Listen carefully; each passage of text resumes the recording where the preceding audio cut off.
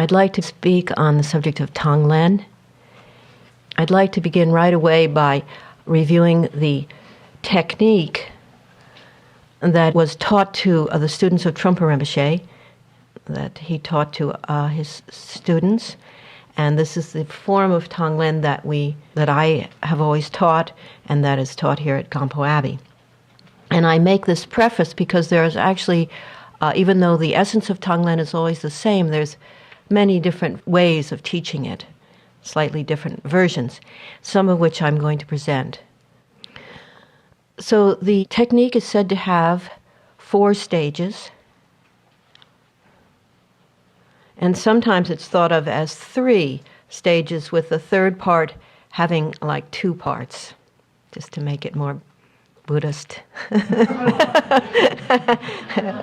And the third part of the fourth part has 6 parts. No, not really. I'm just kidding.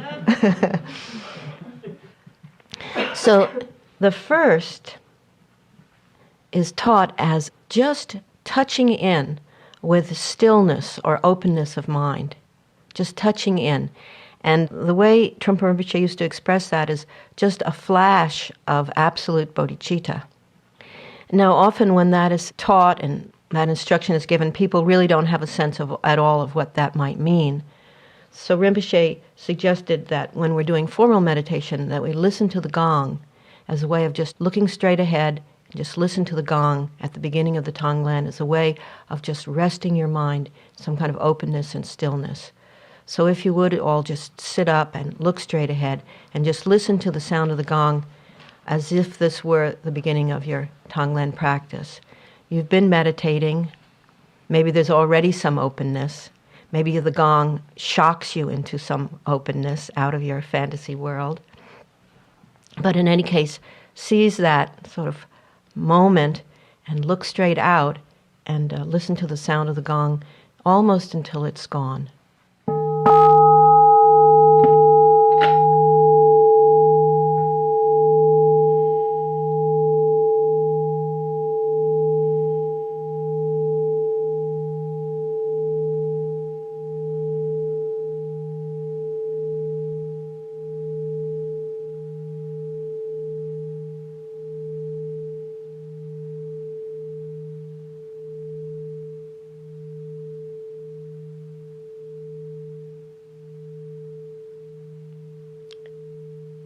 And when it begins to die out, then begin breathing in the quality or texture of claustrophobia, usually described as dark, thick, and heavy. Sometimes also say hot. Breathing it in. Breathing out the texture or quality of spaciousness.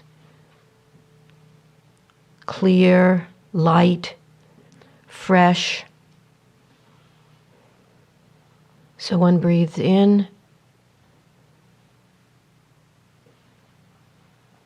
claustrophobia in this form of a visualization.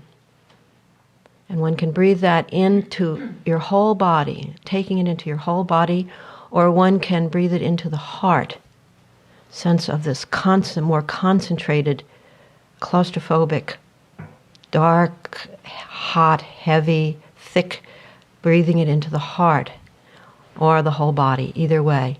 But in either case, when you breathe in, there's a sense of opening. Sometimes the image is used of the heart widening, getting very, very large so that you could take in any amount of claustrophobia because you just expand as much as you can. So in a way, it's an exercise of opening the heart to what we usually want to push away. So visualizing the dark, heavy, hot coming in, visualizing clear, white, cool, refreshing going out.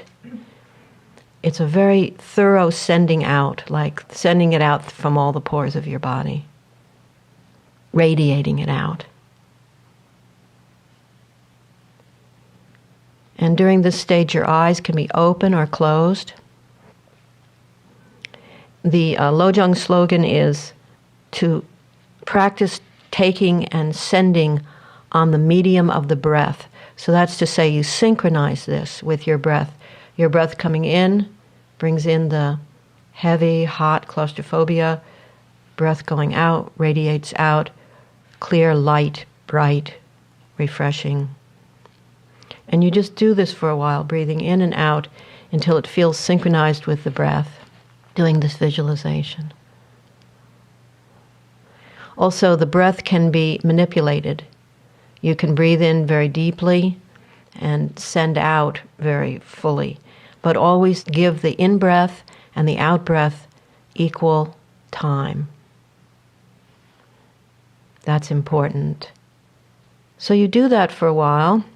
There's no designated time, but until it feels synchronized. And then you move on to what is considered the main part of the practice. And here you use a specific object. The other day I suggested that people do Tonglen for their mother. So it would go like this. Breathing in, you take away from your mother anything that you feel, and your mother can have already died. That's all right. It doesn't really matter. Just to have a visualization or hold the face or the name of your mother, taking away from her, breathing in from her anything that you feel used to cause her distress or currently causes her distress.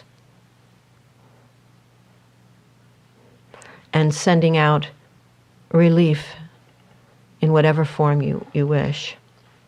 Which is to say, sometimes people say the word compassion or the word strength or the word happiness or something like this, contentment, and it means something to them. It's not just abstract. That word has emotional meaning.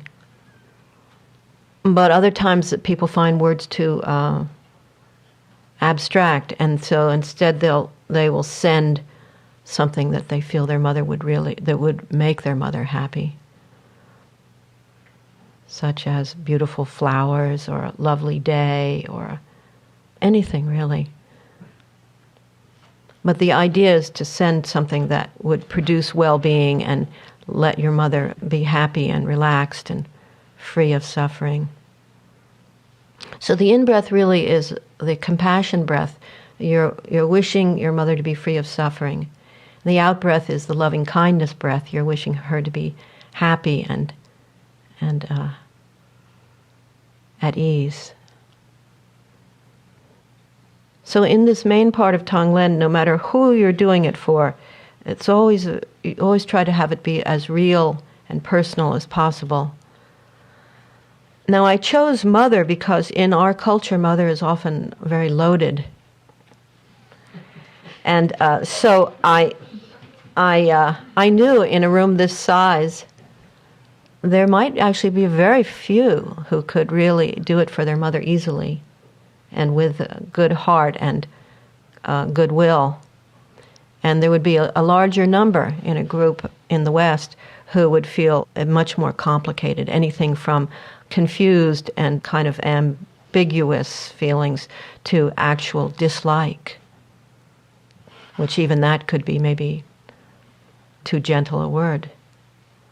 So knowing that, I said, if in doing the practice for your mother you find it blocked in some way by your genuine emotions, don't feel that you have failed.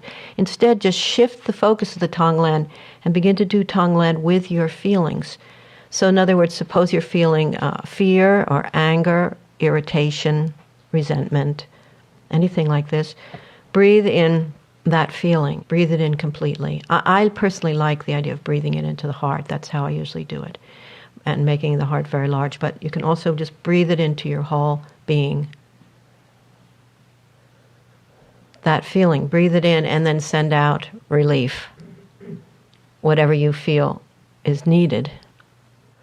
But then we come to the important next stage, which is considered the expansion stage. And this is either considered as a fourth stage, or I actually like to think of it as part of the third stage. It's almost simultaneous as doing it for yourself or doing it for your mother, and that is you expand. So, for instance, if you breathe in the troubled feelings that you're having and send out relief, then you start breathing in for all the people who are in this kind of conflicted relationship with their parents or loved ones, and sending out relief to all of them, so that your very personal experience that you're having right on the spot, which you might feel ashamed of, these feelings, but instead of them being an obstacle, they actually become the basis of Maitri for yourself and compassion for other people in the same boat. Likewise, if you're just simply doing it for your mother and it's a genuine, open heart, you can feel the heart opening and you find it easy to do and actually rewarding to do, then as quite quickly you also do it for all the other mothers or all the other people that are in your mother's situation, maybe that are very ill, so, as your mother is, or very, very depressed as your mother is, or very maybe holding some kind of a grudge. We'll do it for all the other Jewish mothers.